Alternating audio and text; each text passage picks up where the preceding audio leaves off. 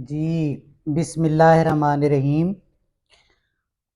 Question number 22 जो कि निहायत इजी क्वेश्चन है। एक प्रिंटिंग प्रेस है जो कि उसने हैड सेल्स टोटलिंग यानी उसने सेल्स किया 4 करोड़ की इन फिजिकल ईयर्स 2015 यानी 2015 में उसने ये इतनी सेल की है। और वो कहते हैं some ratios for the company are listed below, use this information to determine the dollar values of various income statement head balance sheet accounts as requested. ठीक है ना। अच्छा जी, मैकडोगल प्रिंटिंग है जिसने ये सेल्स की है और हमने इसकी जी रेशियो निकालनी है। उसने कुछ चीज़ें दी हुई हैं, देखिए फॉर द ईयर एंडेड, जिसमें उसने आपको सेल्स दी हुई है 4 करोड़ की, फिर grass profit margin, operating profit margin, net profit margin, return on total asset, return on common equity, total asset turn over, average collection period उसने दिया हुआ है। वो कहते हैं calculate value for the following. ये आपको उसने वैल्यूज दी हुई है, ये आपने मालूम करनी है। पहली है जी ग्रास प्रॉफिट। ग्रास प्रॉफिट का फार्मूला ये होता है, ग्रास प्रॉफिट उसने कहा मालूम करें तो आपको फार्मूले अब अच्छे तरीके से याद होने चाहिए कि ग्रास प्रॉफिट किस फार्मूले के अंदर आता है। तो आपको अगर ये फार्मूले आते हैं तो ग्रास प्रॉफिट आपका फार्मूला जो है आता है जीपीएम के अंदर, ग्रास प्रॉफिट मार्जिन के अंदर। कैसे? GPM is equal to gross profit margin over sales. अब उसने जीपीएम आपको जो है ना दिया हुआ है, ग्रास प्रॉफिट आपने मालूम करना है। ग्रास प्रॉफिट मालूम करना है तो आपको जीपीएम उसने दिया हुआ है जी 80%। तो ये मैंने फार्मूला फॉर्माया बनाया, जीपीएम यानी gross profit margin is equal to gross profit over sale होता है ना। तो अगर ग्रास प्रॉफिट आप मालूम करना चाहते हो, सेल मल्टीप्लाई बाय जीपीएम हो जाएगा, तो आपके पास ग्रास प्रॉफिट आ जाएगा। तो यही वैल्यूज जो उसने आपको जीपीएम दिया हुआ है वो 80% है, और जो उसने सेल दी हुई है वो आपके पास दिया 4 करोड़। जब आप इसको इससे मल्टीप्लाई करेंगे तो आपके पास आ जाएगा जी, आपके पास आ जाएगा जी 3 करोड़ 20 लाख। अच्छा जी, आगे है जी cost of good sold. Cost of good sold मालूम करने के लिए जी आपको फिर एक फार्मूला होता है। कास्ट ऑफ गुड सोल्ड तो इजी इजी फार्मूला है कि आप सीजीएस मालूम करना चाहते हैं, सेल्स में से ग्रास प्रॉफिट को माइनस कर दें तो आपके पास सीजीएस आ जाता है। अब सेल आपकी 4 करोड़ है और 3 करोड़ 20 लाख यानी 20 लाख आपके पास, 3 करोड़ 20 लाख अभी आपके पास जो आया है ग्रास प्रॉफिट ये है। इसको इसमें से माइनस कर देंगे तो आपके पास आ जाएगा जी 80 लाख। ये आपके पास आ गया सीजीएस। ठीक है ना। अब उसने कहा है तीसरा जी ऑपरेटिंग प्रॉफिट मालूम करें। बुक के अंदर उसने बताए हुए हैं सारे, नीचे जो उसने कहा हुआ है calculate the values for the following, तो उसके अंदर आप देख सकते हैं तीसरा जो है आपको उसने कहा है जी ऑपरेटिंग प्रॉफिट मालूम करें। ऑपरेटिंग प्रॉफिट मालूम करने के लिए जी आपको ऑपरेटिंग प्रॉफिट मार्जिन का फार्मूला लगाना पड़ता है, जिसमें operating profit margin is equal to होता है आपका ऑपरेटिंग प्रॉफिट ओवर सेल। तो आप क्या करेंगे बेटे, ऑपरेटिंग प्रॉफिट आपने मालूम करना है तो इन दोनों को आपस में मल्टीप्लाई कर देंगे, यानी operating profit is equal to OPM, ये ऑपरेशन प्रोडक्शन मैनेजमेंट नहीं है, ये ऑपरेटिंग प्रॉफिट मार्जिन है, मल्टीप्लाई बाई आप सेल कर देंगे।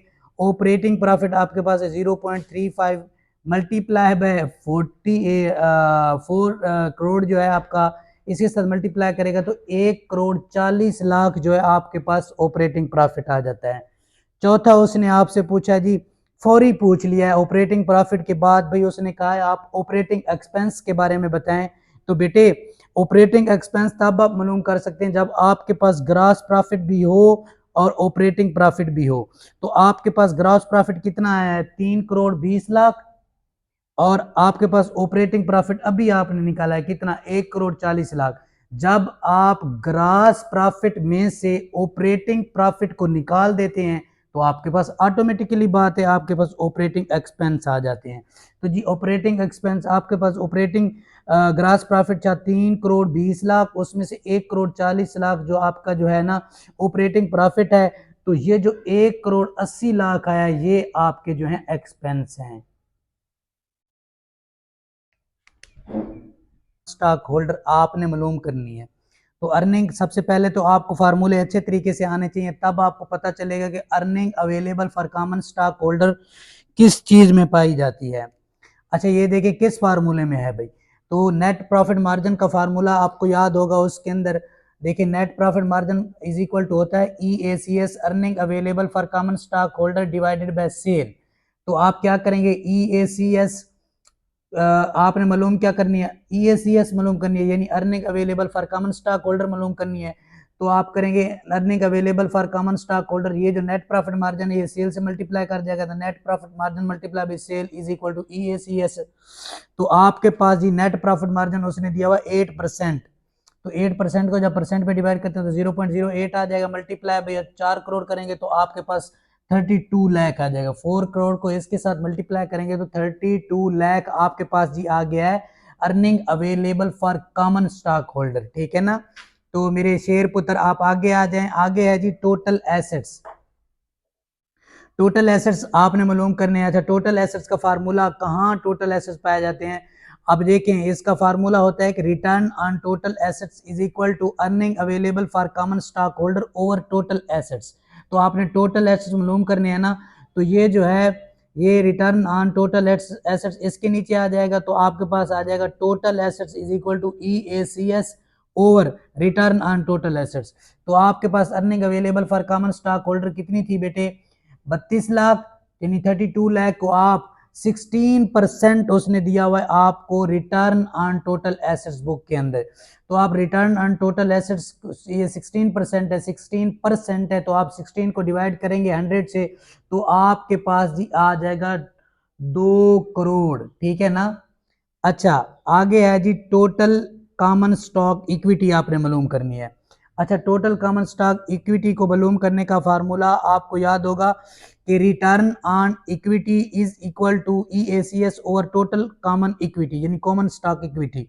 तो आप क्या करते हैं, ये टोटल कॉमन स्टॉक इक्विटी आपने मालूम करनी है, तो फिर इसको इधर मूव कर देंगे और इसको इधर ले आएंगे, तो ये हो जाएगा total common stock equity is equal to EACS over return on equity. तो आपके पास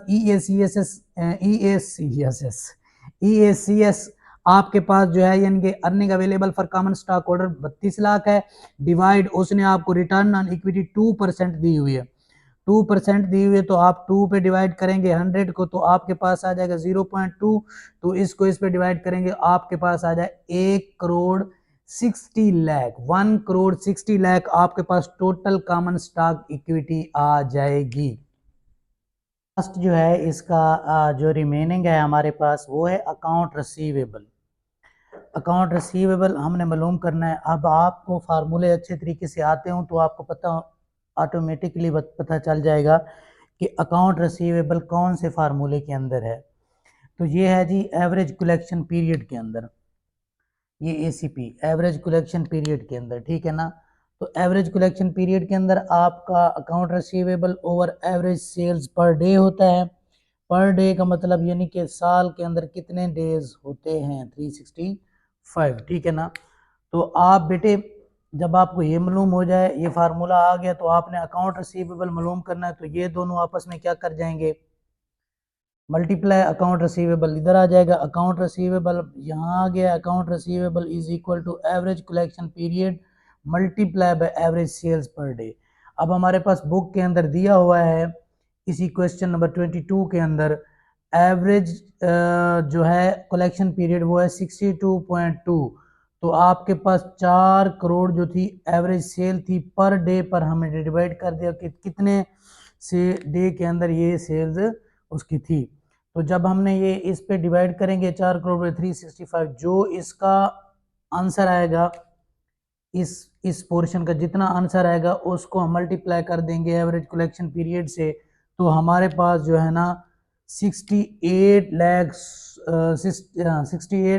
16,438 हमारे पास क्या आ जाएगा, आंसर आ जाएगा। ये क्वेश्चन भी हमारा ख़त्म हुआ। इंशाल्लाह जो आगे क्वेश्चन है उनमें से एक क्वेश्चन, वो सारे क्वेश्चन तीनों क्वेश्चन एक जैसे, उनमें से एक समझाऊंगा, बाकी एक जैसे हैं आप कर लेना। उसके बाद हम कैश फ्लो से हम टाइम वैल्यू ऑफ मनी की तरफ जाएंगे। इजाज़त दीजिए बिलाल चांद को, अल्लाह हाफिज़।